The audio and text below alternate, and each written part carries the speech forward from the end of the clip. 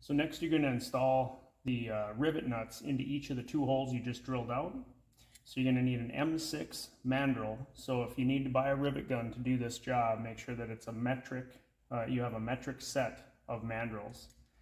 First, just finger tight, mount the rivet nut onto the tool with the handle open. You know, fully seat the rivet nut flange to the door frame. And then you're going to squeeze, release the pressure. You're going to use the knurled end to thread back into the rivet nut solidly. You're going to squeeze again, and you're going to repeat that process until it gets solid. And you'll feel the difference once it tightens up. Then you'll know it's fully seated. Right there. And then just use the knurled end, and it helps to squeeze the handle a little bit to release the pressure. The knurled end will turn easy then to turn the mandrel out of the rivet nut. And repeat for the second hole.